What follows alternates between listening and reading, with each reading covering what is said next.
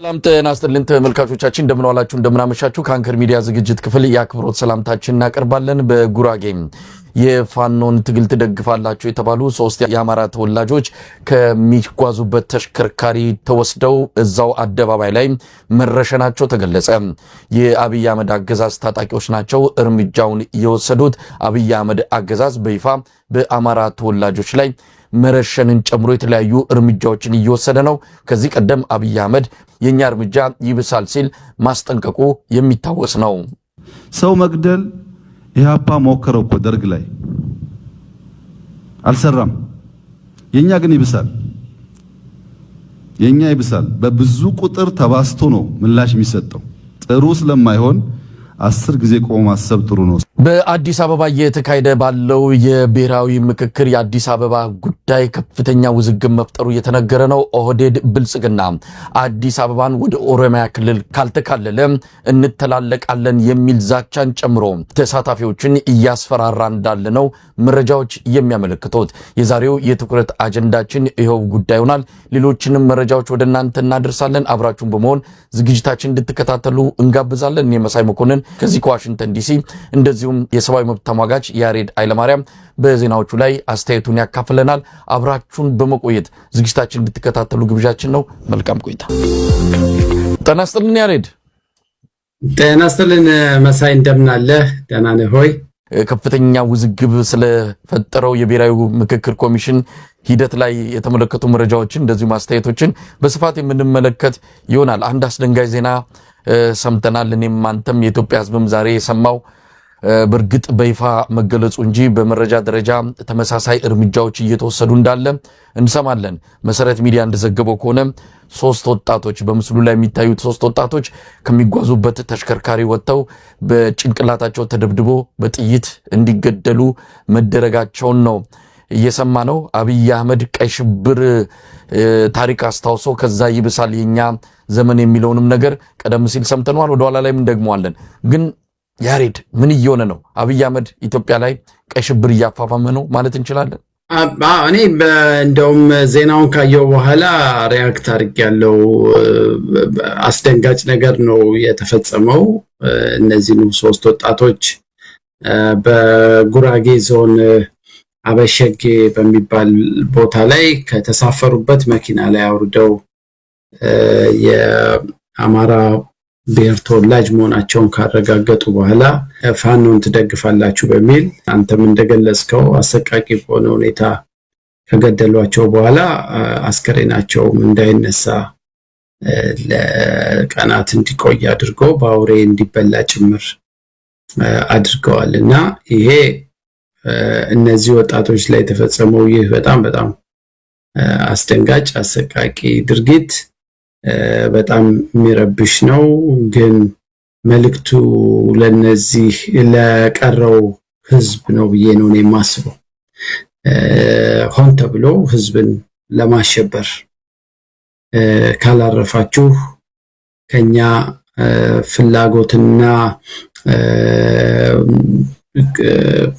እንትን ለክተን ከምንሰጣችሁ ነገር አልፋችሁ ከወጣችሁ መጨረሻችሁ እንደነዚህ ልጆች ነው የሚሆነው በሚል ለቀረው ኢትዮጵያዊ ለቀረው ህዝብ ነው እነዚህ ወጣቶች በጥይት ነው የገደሏቸው። ከገደሏቸው በኋላ ደግሞ አስከሬናቸው እንዳይነሳ ተደርጓል።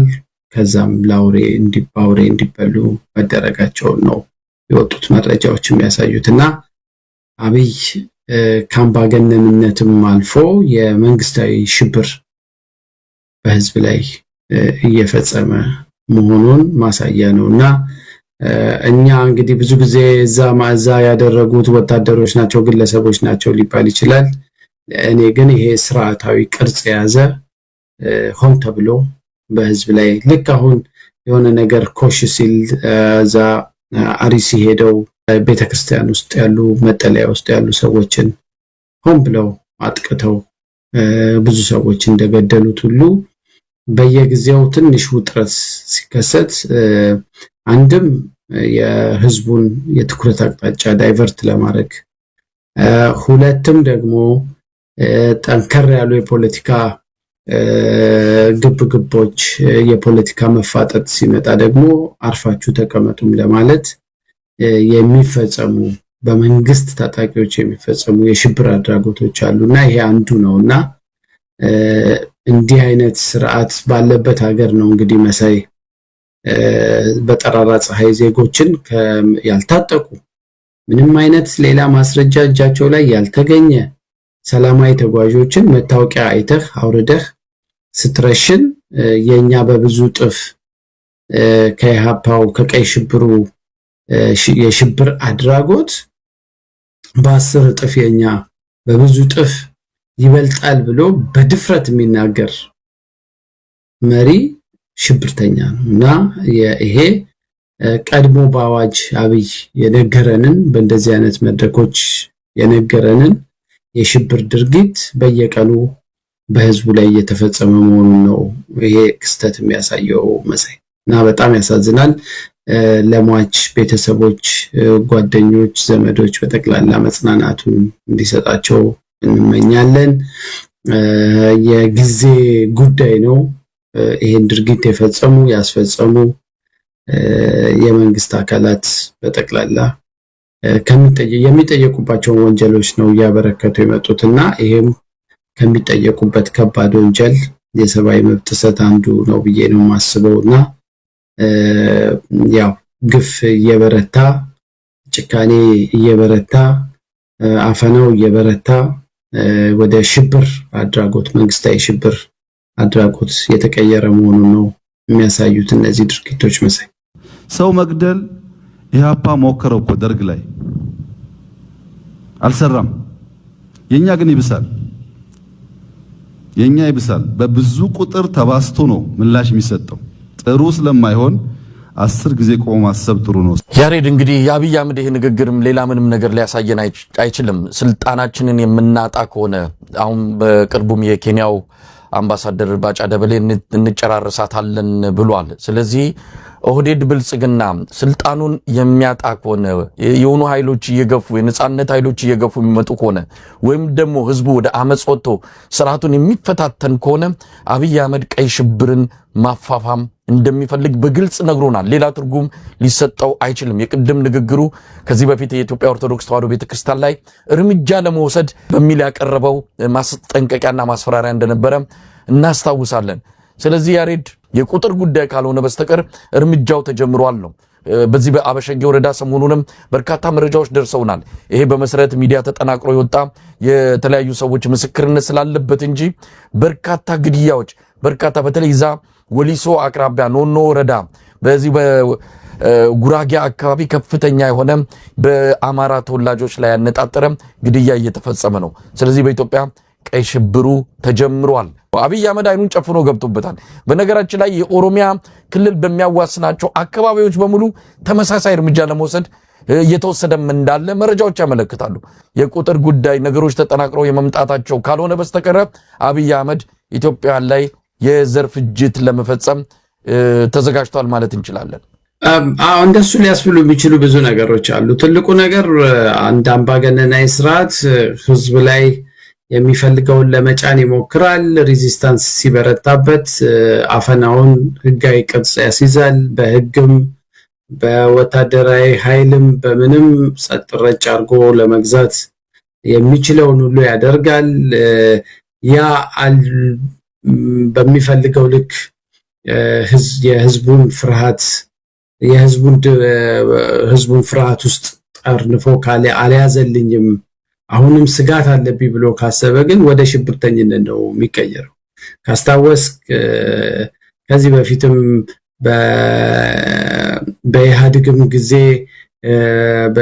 የአገዛዝ ዘመን ሆቴሎች ላይ ምኖች ላይ የጥቃት እርምጃዎች ተወስደው በኋላ ዊክሊክስ ራሱ ባወጣቸው ሪፖርቶች ሆን ተብለው በመንግስት የጸጥታ አካላት ጭምር ይፈጸሙ የነበሩ ወንጀሎች ነበሩ እና ልክ ያንን ጥቃት ተከትሎ ግን ወዲያውኑ ሊያስሯቸው የፈለጓቸውን ሊገሏቸው የፈለጓቸውን ሰዎች ተከታትለው የመግደል የመሰወር የማፈንና ሽብር ተፈጽሟል ይሉ ነበር። በኋላ ግን ብዙዎቹ ነገሮች ሲመረመሩ አንዳንዶቹ ጥፋቶች የቦምብ ፍንዳታዎች በራሱ በመንግስት በወቅቱ በነበረው መንግስት የጸጥታ አካላት የተፈጸሙ እንደነበሩ ብዙ ማስረጃዎች ወጥተዋል።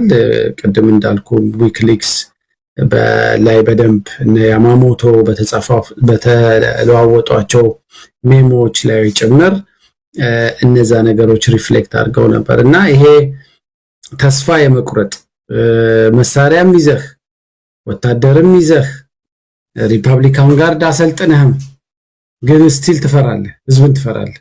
እና ኢትዮጵያ ውስጥ ያለው እንትኑ ፓራዶክሱ ምንድነው? መንግስት ህዝብ መንግስትን ይፈራል፣ መንግስት ደግሞ በብዙ እጥፍ ህዝብን ይፈራል።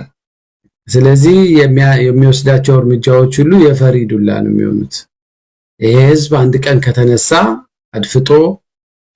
አድፍጦ ቆይቶ በሆነ ሰዓት ላይ ከተነሳ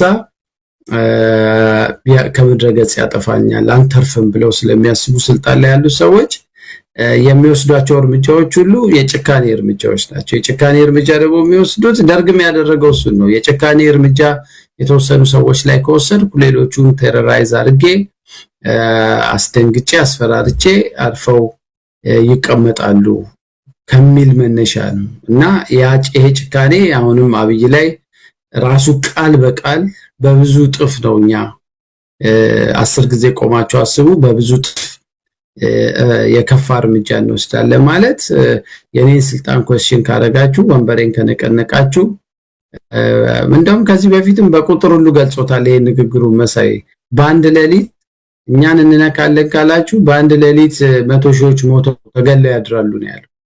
ቃል በቃል ነው የተናገረው። ስለዚህ አብይን ሄደ ስልጣኑን ከተፈታተንከው አብይን የሚነቀንቅ አካል ከመጣ ሌሊቱን 100 ሺህ ሰዎች ያንተ ብሎ የሚያስባቸውን ሰዎች ጨርሶ ያድራል ማለት ነው። ወይም ደግሞ እሱ ያሰለጠናቸው እሱ ያስታጠቃቸው እሱ ያደራጃቸው በየክልሉ ያሉ የሽብር ቡድኖች አሉ እንደ ኮሬ ነገኛ የምናምን ይያሉ የተለያየ ስያሜ እየሰጧቸው ያደራጇቸው ኃይሎች አሉ። እነሱ የትኛውን ቦታ ላይ ሄደው ሚሽን ይሰጣቸዋል፣ ጥቃት ይፈጽማሉ ማለት ነው።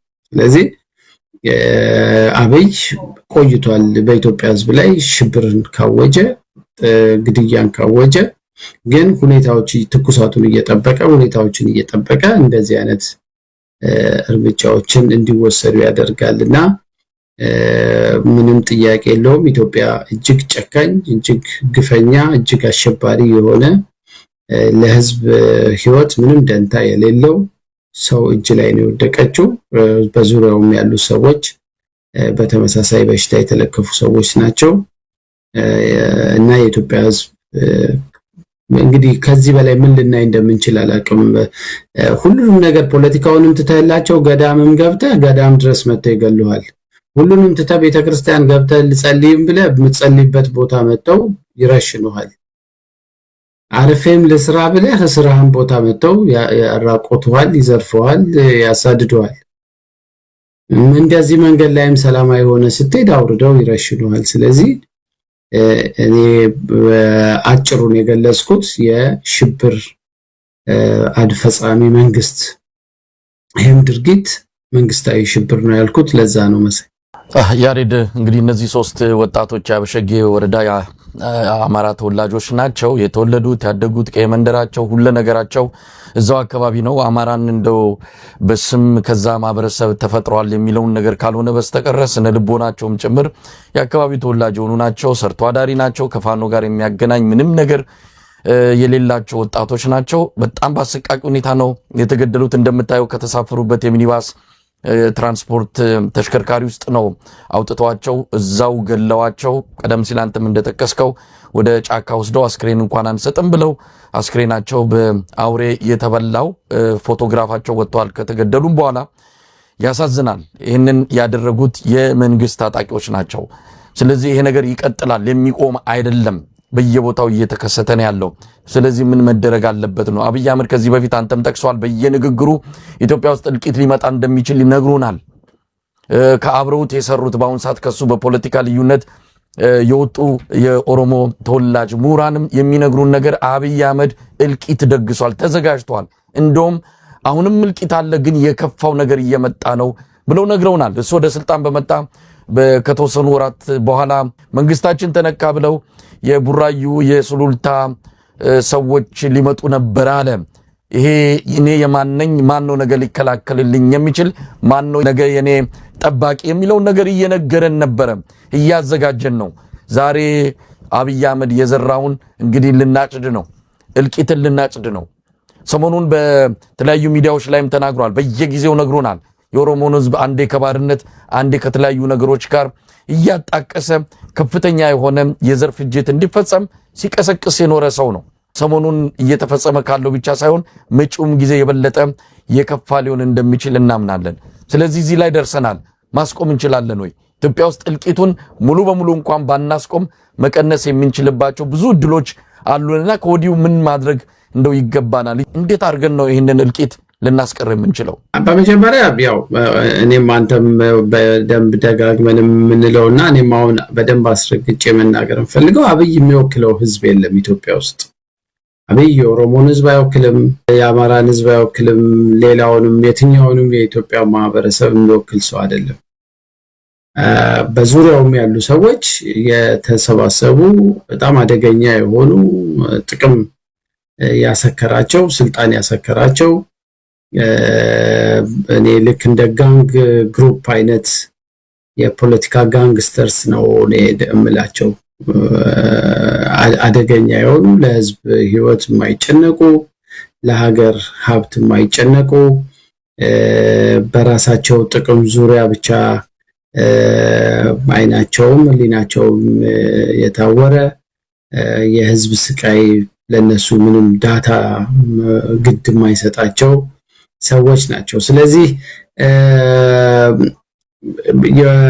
በስሙ የሚነገድም ህዝብ ካለ የኦሮሞም ህዝብ ቢሆን ሌላውም ህዝብ ደግሞ እንደዚሁ እኔን የሚበድለኝ ኦሮሞ ነው ወይ ገሌ ነው የሚል መሸዋከቻ ውስጥ የጎንዮሽ ግጭት እንዲነሳ ስለሚፈልጉ እሱን ማምከን ያስፈልጋል። የመጀመሪያው ስራ የና አብይን ይህንን ያገዛዝ ስርዓት እድሜውንም የምታሳጥረው እንዲህ አይነት አደገኛ የሆነ ያገዛዝ ስርዓት ህዝቡ በመንቃት እኔን እየበደለኝ ያለው አብይ ከአብይ ቀጥሎ በብልጽግና ዙሪያ ያሉ ግለሰቦች ናቸው። እዛ ውስጥ ያለ አማራ ይሁን ትግሬ ይሁን ኦሮሞ ይሁን ዘሩም ሃይማኖቱም ምንም ይሁን የሚሰነዘርብህ ዱላ የሚተኮስብህ ጥይት አተኳሽ ወይም በዱላ ሰንዛሪ ነው። ከዛ ውጪ የትኛውንም ህዝብ አይወክሉም። ስለዚህ ህዝቡ በጋራ አብሮ የኦሮሞም ህዝብ የአማራም ህዝብ የትግሬም ህዝብ የቀረው የውራጌውም ወላይታውም ጋሞም ሙሉ የደቡብ ህዝብም አፋርም የሶማሌም ህዝብ ጋምቤላ ቤኒሻንጉል ጉሙዝ ሁሉም ተሰባስቦ ይሄንን ያገዛዝ ስርዓት የሚፋለምበት አገሩን የሚታደግበት ንቅናቄ ነው አሁን ኢትዮጵያ የምትፈልገው። እነሱ የሚፈልጉት ህዝቡን እርስ በርስ ማባላት የሆን ብሎ አሁን ሰሞኑን በኦሮሚያ ክልል ሚዲያ ኦቤን ላይ ይሰጣቸው የነበሩት መግለጫዎች በጠቅላላ ልክ እሱ ለኦሮሞ ህዝብ እንደታገለ የኦሮሞ ህዝብ ጥቅም አስከባሪ እንደሆነ ከሌላው ህዝብ አልተናነሰ የኦሮሞ ህዝብ እየተሰቃየ ነው በየቦታው። ጥቂት በስርዓቱ ውስጥ ያሉ በስርዓቱ ዙሪያ ያሉ ይሄንን ወቅት ጊዜው የኛ ነው ብሎ በአደባባይ የሚናገሩ ጥቂት ሰዎች እየከበሩበት ነው፣ እየዘረፉ ነው። አብዛኛው የኦሮሞ ህዝብ ግን እየተራበ እየተቸገረ እና አብይ ለኦሮሞ ህዝብ ቆመናል ባሉበት በዚህ ወቅት እኮ ነው የቦረና ህዝብ በረሃብ እየተሰቃየ የነበረው። የአዲስ አበባ ህዝብ ነው ገንዘብ ሰብስቦ መዋጮ ይሰበስብ የነበረው። ስለዚህ አንዱ የአብይን ተንኮል መሰሪነት ማፍረስ የሚቻለው የኢትዮጵያ ህዝብ ሁሉም የዚህ ስርዓት ገፈት ቀማሽ ስለሆነ በጋራ አብሮ መቆም አለበት። ወደ ጎን በተለይ ደግሞ ብሔር ተኮርና ሃይማኖት ተኮር ከሆኑ የጎንዮሽ ግጭት በማቆም ያገዛዝ ስርዓቱ ቤንዝል ሲያርከፈክፍ እሳት በመንፈግ እሳት ሲጭር ቤንዝሉን በመንፈግ አቅም ልታሰጠው ትችላለህ። አንድ እሱ ነው። ሁለተኛው ግን መታገል ነው። ምንም በቃ የህልውና ጥያቄ ነው። የነጻነት ጥያቄ ነው። ልክ ደቡብ አፍሪካዎች የአፓርታይድ ስርዓትን እንደታገሉት ሌሎች በየሀገሩ ፋሽስታዊ ስርዓቶችን ህዝብ እንደታገለው ሁሉ አገሩን ማስጠበቅ መኖር ለልጆቹ የምትተርፍ ሀገር ማፍራት የሚፈልግ ኢትዮጵያዊ ሁሉ ባገኘው መንገድ አንዲትም ጠጠር ጭምር ኮንትሪቢዩሽን ካደረገ ቀላል ነገር አይደለም። ኢትዮጵያ ውስጥ የአምባገነን ስርዓትን ታሪክ አድርጎ ለማለፍ ኢትዮጵያን ከተነጣጠረባት ከዚህ አደጋ ለማትረፍ ኢትዮጵያን እንደ አብይ አይነት ምንም ኃላፊነት ከማይሰማው ጨካኝ አምባገነናዊ አሸባሪነት ባህሪ ካለው የተደራጀ ቡድን ለመታደግ ሁሉም ሰው ያቅሙን መወርወር አለበት። ተመልካች ሊኖር አይገባም። መሳይ በሀገር ጉዳይ በህልውና ጉዳይ አንዱ ህዝብ ሲታገል ሌላኛው ዳር ቆሞ ማየት የለበትም። ሁሉንም እሳቱ ይለበልባል አዘይንዶ ፈተደይና ምንም ምርጫ የለም አብይን ከመታገል ያለፈ የኢትዮጵያ ህዝብ ለአርነቱ ለሀገሩ ለነጻነቱ መታገል አለ። ያሬድ ካነሳው አይቀር አብይ አህመድ እንግዲህ ቃለ መጠይቁን ለኦሮሚያ ብሮድካስቲንግ ኔትወርክ የሰጠውን ቃለ መጠይቅ በትርጉምም ስለቀረበ የተወሰነ ለመከታተል ሞክረናል እና እንዴት አገኘው ግን እንደው በአጠቃላይ ብዙ ነገር ተብሎበታል። አብይ አህመድ ከ8 ዓመት በኋላም መሪ መሆን አልቻለም። የኢትዮጵያ መሪ መሆን አልቻለም። አንድ ጊዜ የሀገር መሪ ካባ ደርቦ ይመጣል፣ ሌላ ጊዜ ደግሞ የሆነ ሰፈር ውስጥ ታገኘዋለን። ስለ ኦሮሚያ የወሰንና የድንበር የይዞታ ጥያቄዎች ሲያነሳ ታገኘዋለን። አንዴ ደግሞ ስለ ቀይ ባህር የኢትዮጵያ ርስት ነው ብሎ ሲናገር ትሰማዋለን። እዚህና እዛ ነው የሚረግጠው። በአንድ ሰው ውስጥ ሁለት ዋልታ ረገጥ የሆኑ አቋሞች ምናልባት አብይ አህመድ ዘንድ እንጂ ሌላ ፍጡር ላይ ያለ አይመስልም። ለማንኛውም እንዴት አየው የኦቢኤኑን ቃለ መጠይቅ? ከኦቢኤኑም በፊት ለአማራም ክልል ላይ ያደረገውንም ተከታታይነት ያላቸው በደንብ ፕላንድ የተደረጉ ሚዲያዎቹም የተመረጡበት መንገድ የአማራን ህዝብ ለሁለተኛ ዙር ከትግራይ ኃይሎች ጋር ለሚያደርገው ግጭት ለማዘጋጀት ለመቀስቀስ ከትግራይ ህዝብ ጋር አብራችሁ አትቆሙ ለማለት በክልላችሁ ውስጥ የሚንቀሳቀሱትን እነፋኖ ክደዋቸዋል ለማለት ያንን በማሰብ እንደ አንድ ጠቅላይ ሚኒስትር እኮ በአገሪቷ ቴሌቪዥን ጣቢያ ለሁሉም እኮ ሁሉንም መልእክት በአንድ ላይ በአገሪቷ ቴሌቪዥን ማስተላለፍ ይችላል። ወይም ሁሉንም ሚዲያዎች ጽፈት ቤቱ ጋብዞ ማድረግ ይችላል። ግን ዓላማው እዛ አማራ ክልል ቴሌቪዥን ጣቢያ ላይ ሲሄድ ዓላማው ለአማራ ህዝብ አሁን ከትግራይ ጋር ለማረገው ጦርነት አብራችሁ ይቆሙ ለማለት እሱን ለማሳመን ያልዋጠጠው ተራራ የለም፣ ያልዋጠጠው ነገር የለም።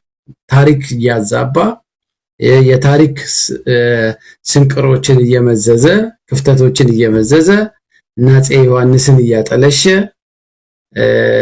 ጠላት እያደረገ እና አፄ ዮሐንስ የዛሬ ስንት ዘመን ለፈጸሙት ደግሞ ዛሬ ያለው አማራና ትግሬ አብሮ መቆም የለበትም የሚል በጣም የወረደ